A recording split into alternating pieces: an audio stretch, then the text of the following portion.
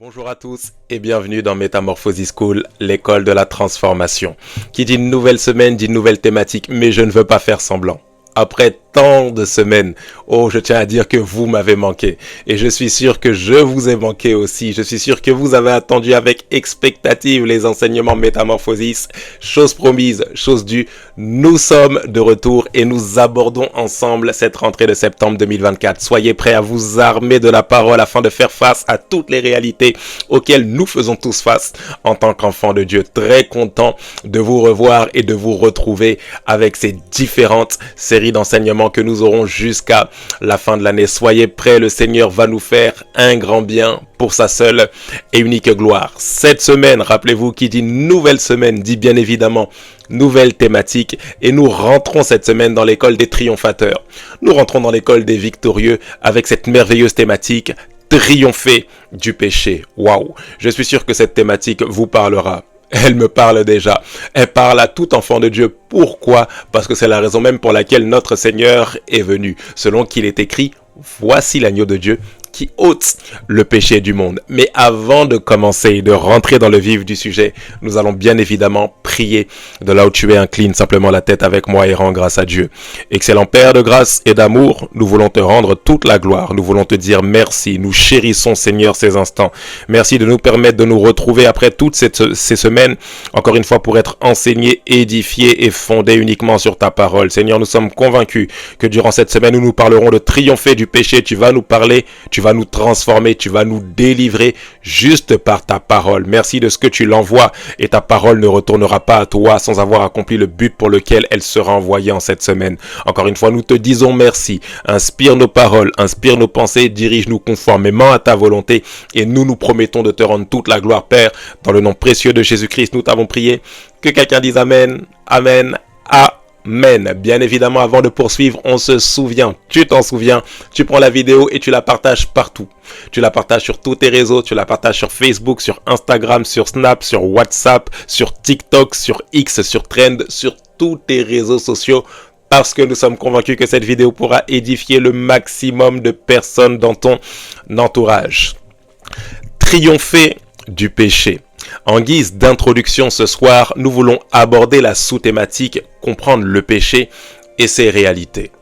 De prime abord, j'aimerais vous dire que par définition, que ce soit dans l'Ancien Testament en hébreu ou dans le Nouveau Testament en grec, je n'aimerais pas ici vous compliquer avec les termes grecs et les termes hébreux, mais simplement vous dire que l'idée de péché renvoie tout simplement au fait de rater la cible ou encore de manquer le but. Comme s'il y avait un but qui était visé et le fait de ne pas atteindre ce but, c'est ce que la Bible appelle péché. Mais le terme hébreu qui est utilisé pour définir le péché, au-delà de rater la cible, fait également référence, et on va le voir au fur et à mesure de l'enseignement, à cette expression particulière qui est le sacrifice d'expiation. Lorsque la Bible, dans la langue hébraïque, parle du péché, elle parle à la fois de rater la cible, mais c'est également le même mot qui est utilisé pour décrire un sacrifice d'expiation. Nous allons le comprendre un peu plus loin. Alors le péché signifie tout simplement manquer le but ou rater la cible. Nous voyons la première mention dans Genèse chapitre 4 au verset 16. La Bible dit ceci, c'est l'histoire de Caïn et Abel et le Seigneur parle en disant « Certainement si tu agis bien, tu relèveras ton visage, et si tu agis mal, le péché se couche à ta porte, et ses désirs se portent vers toi, mais toi, domine sur lui. » Alors ce soir, j'aimerais voir avec vous différents points en ce qui concerne le péché et ses réalités. Point numéro 1, le péché peut être défini ou redéfini comme étant tout simplement la transgression de la loi, ou encore de la parole, ou encore des principes, ou encore de la volonté de Dieu. Rappelez-vous que par définition, lorsqu'on parle du péché, on parle du fait de manquer le but ou de manquer la cible. Mais quelle est cette cible que nous devons atteindre en tant qu'être humain? C'est bien évidemment l'accomplissement de la volonté de Dieu. Alors lorsqu'on parle de péché ou lorsqu'on parle du péché, on ne parle pas tout de suite du fait de mal faire quelque chose, mais on parle d'abord de manquer le but que Dieu visait pour nous en tant qu'être humain. Dieu a une volonté, Dieu a des principes, Dieu a des préceptes, Dieu a un plan parfait. Et lorsque nous n'accomplissons pas, ou lorsque nous ne sommes pas en train d'accomplir ce plan, alors nous sommes en train de pécher. Lorsque nous parlons de péché, nous parlons de passer à côté de l'accomplissement de la volonté de Dieu pour notre vie. Vous le savez déjà, on l'a dit à plusieurs reprises dans plusieurs des émissions Métamorphosis School, Dieu a créé l'être humain avec un but. Selon qu'il est écrit, Genèse chapitre 1 verset 26 jusqu'au verset 28, faisons l'homme à notre image, selon notre ressemblance, et qu'il domine sur les oiseaux du ciel, sur les poissons de la mer, sur tout animal qui se meut sur la terre. Dieu a créé l'homme avec un ordre de mission. Alors lorsque l'homme ne rentre pas dans le cadre de cet ordre de mission que Dieu lui a donné, alors il est tout simplement en train de pécher. Point numéro 2, le péché, et ça c'est une vérité qui est très importante, le péché est d'abord une nature que nous héritons d'Adam avant d'être des actions que nous posons. Lorsqu'on parle de péché, on parle d'abord d'une nature que nous héritons d'Adam. Rappelez-vous d'où on parle du péché originel. Adam a péché en mangeant du fruit de l'arbre de la connaissance du bien et du mal, et à cause de cette transgression, le mal s'est répandu sur toute l'humanité. Voilà pourquoi la Bible dit « Puisque par la faute d'un seul, la mort s'est répandue sur toute l'humanité. » Ici, il est très important de comprendre que lorsque nous parlons du péché, nous parlons d'abord d'une nature. Le péché est d'abord une nature, avant d'être des actions que nous posons. Le péché est d'abord une ADN. La raison pour laquelle nous posons des actions de péché, c'est parce que dans notre ADN, il y a au préalable le péché dont nous avons hérité du premier homme, à savoir Adam. Et cette nature du péché est détruite lorsque nous recevons Christ comme Sauveur et Seigneur. Nous le verrons tout au long de cette semaine. Point numéro 3, le péché, et ça rejoint le terme sacrifice d'expiation que nous avons vu un peu plus haut. Le péché est une offrande ou encore un sacrifice. Vous devez le noter et vous devez bien le comprendre ici. Chaque fois que vous péchez, vous sacrifiez quelque chose en l'échange du péché dans lequel vous tombez. Je répète, chaque fois que vous posez une action de péché, vous êtes en train de sacrifier quelque chose en échange du péché dans lequel vous êtes en train de tomber. Chaque fois que vous tombez dans l'adultère, vous êtes en train de sacrifier la paix, le havre de paix, l'harmonie dans votre mariage au profit de l'adultère que vous consommez. C'est en ce sens que le mot péché dans l'Ancien Testament signifie à la fois rater la cible, mais en même temps sacrifice. Parce que celui qui pêche est comme un sacrificateur, mais pas vis-à-vis de Dieu. Parce que celui qui vit le mariage selon les principes de Dieu offre son mariage à Dieu. Mais celui qui vit dans l'adultère offre son mariage à quelque chose ou à quelqu'un d'autre que Dieu. C'est en ce sens que pécher, c'est offrir. Alors lorsque vous choisissez de céder à la haine, de céder à la rancune, de céder à l'amertume, vous sacrifiez votre paix intérieure au profit de la colère, de la haine que vous ruminez. Vous ne faites pas juste qu'être en colère, vous ne faites pas juste qu'être dans la haine, mais vous jouez le rôle de sacrificateur. La paix dont vous deviez hériter dans votre âme, vous choisissez de la sacrifier au profit de l'amertume que vous préférez cultiver. Alors lorsque vous marchez dans les excès de table, lorsque vous mangez à outrance, trop gras, trop sucré, trop salé, vous sacrifiez la santé divine dont vous étiez censé hériter.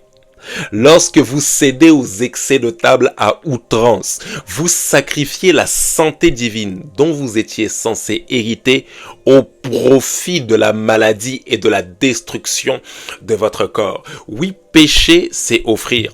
Lorsque vous cédez à la masturbation, à la pornographie, vous êtes tout simplement en train d'offrir l'épanouissement de votre vie sexuelle dans le mariage, au profit du péché que vous affectionnez.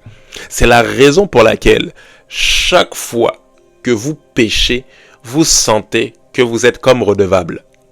Vous sentez que le péché que vous avez commis sera assorti de conséquences, comme si vous devez payer en fonction de ce que vous avez consommé. Pourquoi? Parce que le péché est une offrande. C'est comme si vous faites un échange. Je prends l'adultère et j'offre mon mariage. Je prends la masturbation et j'offre l'épanouissement de ma vie sexuelle. Je prends la haine et j'offre ma paix intérieure. Je prends les excès de table et j'offre ma santé. Péché signifie offrir. Péché signifie sacrifier. Retenez ceci, chaque fois que vous péchez, vous sacrifiez quelque chose. Nous reviendrons dessus plus tard. Point numéro 4. Le péché est l'élément qui prive l'être humain de la gloire de Dieu. Romains chapitre 3 verset 23 le explique très bien en nous disant « Car tous ont péché et sont privés de la gloire de Dieu. » Car tous ont péché et sont privés de la gloire de Dieu.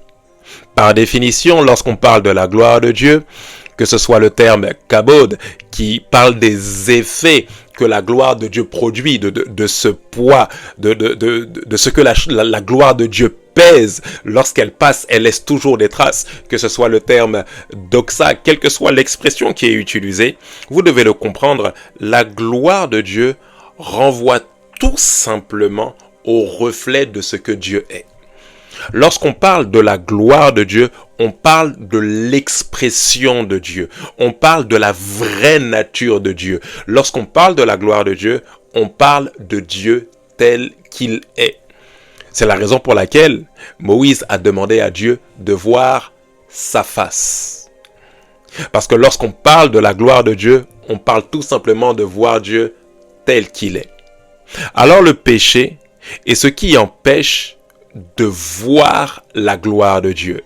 C'est la raison pour laquelle, lorsque Adam et Ève ont péché en mangeant le fruit de l'arbre de la connaissance du bien et du mal, un sentiment de honte, de nudité est venu sur eux. Pourtant la Bible dit qu'au moment où Dieu avait créé l'homme et la femme, ils étaient tous de nus et ils n'en avaient pas honte. Mais la raison pour laquelle ils n'avaient pas honte de cette nudité, c'est parce qu'ils étaient revêtus de la gloire de Dieu. Parce que lorsque la gloire de Dieu nous revêt, il n'est pas question d'avoir des pensées impures, il n'est pas question d'avoir des pensées souillées, il n'est pas question d'avoir des pensées de convoitise. Pourquoi? Parce que la gloire de Dieu recouvre notre nudité. Nous nous voyons beaux, nous nous voyons belles, nous nous voyons remplis de splendeur, de sainteté, nous nous regardons avec pureté. Mais lorsque la gloire de Dieu s'en va à cause du péché, le sentiment de peur, le sentiment de crainte, le sentiment de saleté, de souillure, de nudité vient nous recouvrir. Pourquoi? Parce que le péché prive l'homme de la gloire de Dieu. C'est cette même raison pour laquelle, une fois qu'il a péché, Adam, ayant entendu la voix de l'Éternel qui parcourait le jardin, a préféré fuir. Pourquoi? Parce que le péché nous fait fuir la présence de Dieu. Le péché nous fait fuir, le péché nous empêche de vouloir. Le péché fait comme si nous pensons que nous ne méritons pas cette gloire. Oh oui, le péché nous prive de l'expression de ce que Dieu est. C'est triste parce que la raison pour laquelle nous avons été créés, c'est justement pour refléter la gloire de ce grand Dieu. Rappelez-vous l'enseignement sur l'école des adorateurs ou encore de l'adoration. Dieu nous a créés pour que nous soyons le reflet de sa gloire. Alors lorsque nous cédons au péché, lorsque par Adam nous héritons de cette nature du péché, nous sommes privés de l'expression de ce que Dieu est. Nous sommes privés de la vraie nature de Dieu. Voyez la gloire de Dieu comme le déploiement total. C'est Dieu qui est vu dans toute sa splendeur, Dieu qui est vu dans sa puissance, Dieu qui est vu dans son amour, Dieu qui est vu dans sa paix, Dieu qui est vu dans sa joie, Dieu qui est vu dans sa bonté, Dieu qui est vu dans sa bienveillance, Dieu qui est vu dans sa fidélité, Dieu qui est vu dans sa maîtrise de soi, Dieu qui est vu dans sa tempérance, Dieu qui est vu sous tous ses aspects, Dieu qui est vu dans son omniscience, Dieu qui est vu dans son omniprésence, Dieu qui est vu sous toutes ses formes. C'est de ça qu'il s'agit lorsque nous parlons de la gloire de Dieu. Dieu qui est vu dans sa transcendance, Dieu qui est vu dans son immanence, Dieu qui est vu comme étant si élevé mais en même temps si proche de nous, manifeste par son amour. C'est de ça que nous parlons lorsque nous parlons de la gloire de Dieu. Alors lorsque le péché vient, il nous prive de ça. Il nous prive de l'omniscience de Dieu. Il nous prive de l'omniprésence de Dieu. Il nous prive de l'omnipotence de Dieu. C'est ce qui fait que nous expérimentons des maladies et non la puissance de la santé divine ou de la guérison de Dieu. C'est ce qui fait que nous expérimentons des colères, des querelles, des divisions, des divorces. Pourquoi? Parce que nous sommes privés de la glorieuse présence de Dieu, selon qu'il est écrit, tous ont péché et sont privés de la gloire de Dieu. Point numéro 5. Le péché est l'élément qui apporte la mort dans nos vies. Romains 6, 23 l'explique très bien en nous disant ceci, car le salaire du péché, c'est la mort, mais le don gratuit de Dieu, c'est la vie éternelle en Jésus-Christ, notre Seigneur. Oh, on l'a déjà dit à plusieurs reprises et on ne cessera jamais assez de le dire, la mort ne signifie pas cesser d'exister. Mais la mort est une forme de respiration. La mort est un souffle. Lorsqu'on parle de la mort, on parle d'une forme de vie destructrice. Lorsqu'on parle du salaire du péché qui est la mort, on ne dit pas que le péché va vous faire cesser d'exister, mais on dit que le péché emmènera une forme de destruction dans vos vies, une forme de respiration destructrice qui va tout saccager, ce qui fait que vous aurez l'impression que tout ce que vous faites est entaché par la mort normale. Vous êtes déconnecté de votre source qui est la gloire de Dieu.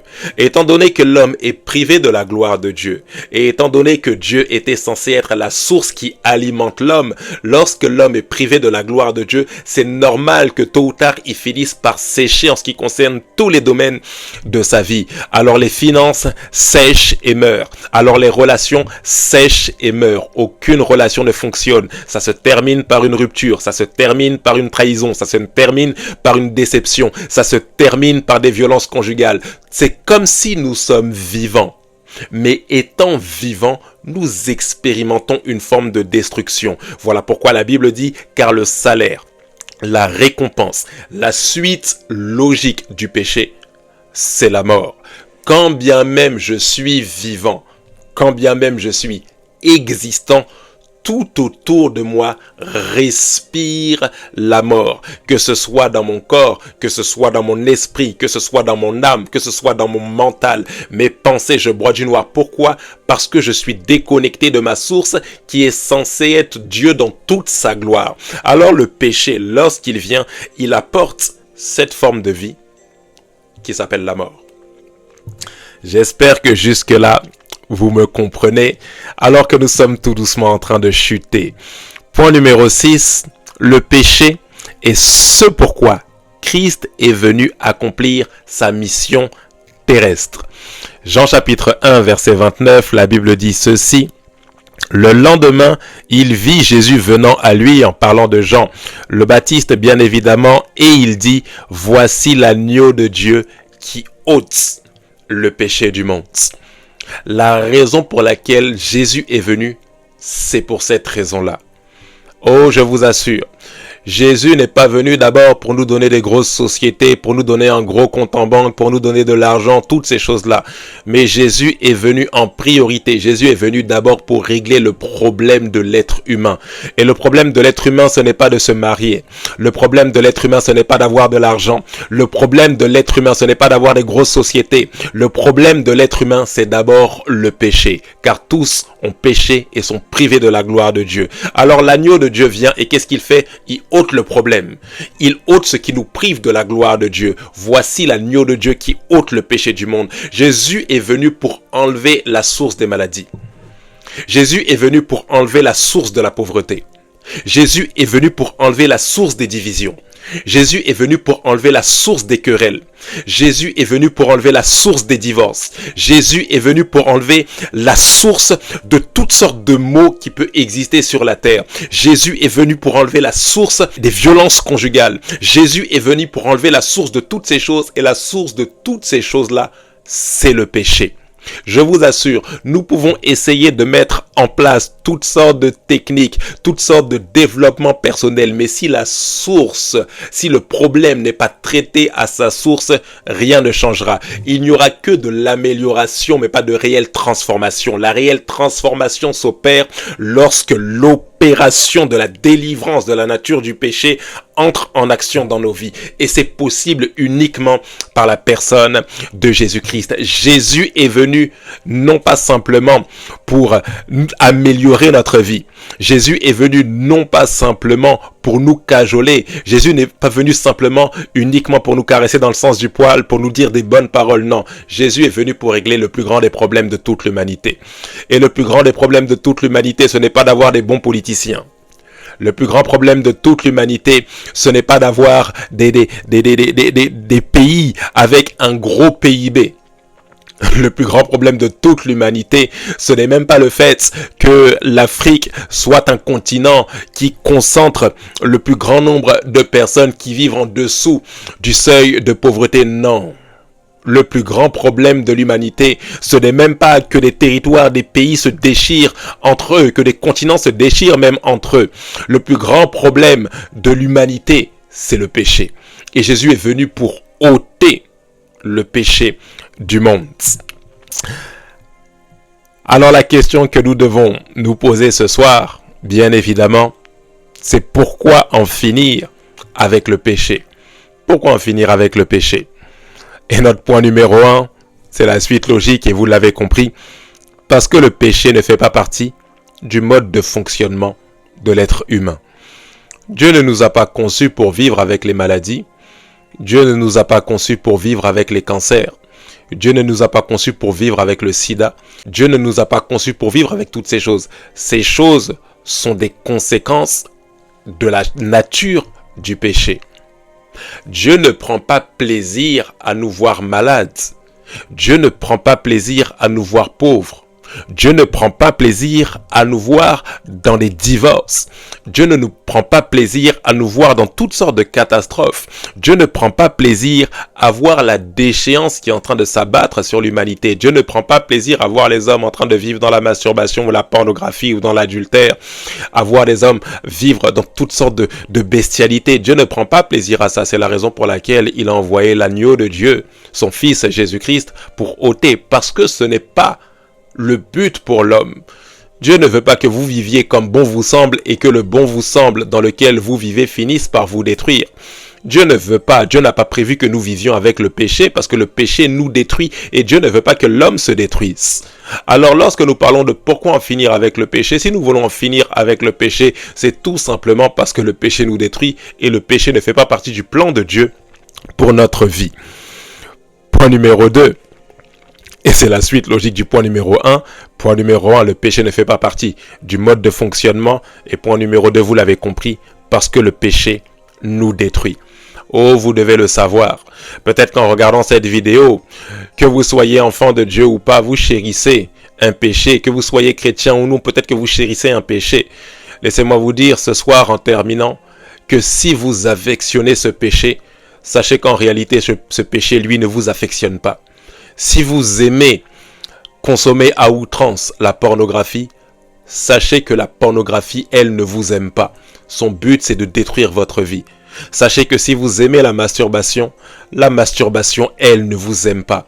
Son but, c'est de détruire votre corps, c'est de détruire votre perception de la sexualité. Sachez que si vous aimez la consommation à outrance de la cigarette, du cannabis ou de l'alcool, sachez que la cigarette, le cannabis et l'alcool ne vous aiment pas.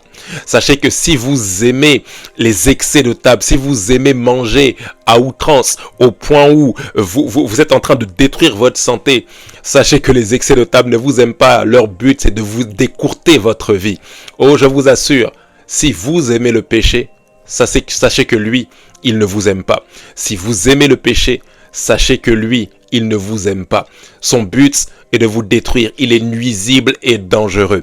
Alors lorsque nous parlons de pourquoi nous voulons triompher du péché, c'est tout simplement parce que le péché ne fait pas partie ou n'est pas censé faire partie de notre ADN. Mais c'est également parce que ce péché qui est venu par la faute d'Adam nous détruit. Cette nature du péché nous détruit. Elle a besoin d'être détruite par l'œuvre de la croix, par l'œuvre de Christ. Nous le verrons tout au long de cette semaine. Dès demain, nous parlerons de comment en finir avec le péché. Vous l'avez compris, bien évidemment, pour en finir avec le péché, nous le verrons demain, il faut obligatoirement changer de nature, c'est-à-dire naître de nouveau. Pour l'heure, nous allons nous arrêter là pour ce soir. Nous allons incliner la tête et prier. Excellent Père de grâce, merci. Nous ne sommes qu'en introduction. Nous ne faisons qu'introduire, mais nous avons déjà beaucoup reçu. Tu vas encore nous parler au fur et à mesure des jours et tu vas nous aider à déjouer les plans du malin. Tu vas nous aider à déjouer les ruses du diable. Tu vas nous aider à triompher des œuvres de la chair. Tu vas nous aider à triompher des passions qui nous poussent à commettre des choses qui ne sont pas conformes au plan que toi tu as tracé pour nos vies. Père de grâce, là où nous nous affectionnons de certains péchés chéris, Père de grâce, donne-nous de nous en défaire totalement afin de nous affectionner aux choses d'en haut, là où Christ est assis à la droite du Père. Emmène-nous encore plus loin les jours qui vont suivre dans cet enseignement afin que nous soyons trouvés triomphant face à n'importe quel péché, que la nature du péché par la puissance de la croix soit déracinée de nos vies au nom de Jésus, que l'amour pour la sanctification, que l'amour pour la gloire de Dieu, Seigneur, soit notre seul et unique breuvage, soit notre seule et unique source d'alimentation au nom de Jésus, que le péché ne nous alimente plus, mais que Christ Jésus soit le seul et unique qui nous alimente. Encore une fois, nous te disons merci, nous voulons rentrer dans ton plan, nous voulons manifester ce pourquoi tu nous as suscité sur cette terre. Sois élevé, merci pour la session de ce soir. Emmène-nous encore plus loin demain, Père de grâce. Encore une fois, nous te disons merci et nous bénissons ton nom et nous te rendons toute la gloire. Dans le nom précieux de Jésus-Christ, nous t'avons prié. Que quelqu'un dise Amen, Amen, Amen. Très bonne soirée à vous. Je vous donne rendez-vous demain soir pour la suite de cet enseignement. D'ici là, que Dieu vous bénisse. À très bientôt avec Métamorphosis School, l'école de la transformation. Bye bye.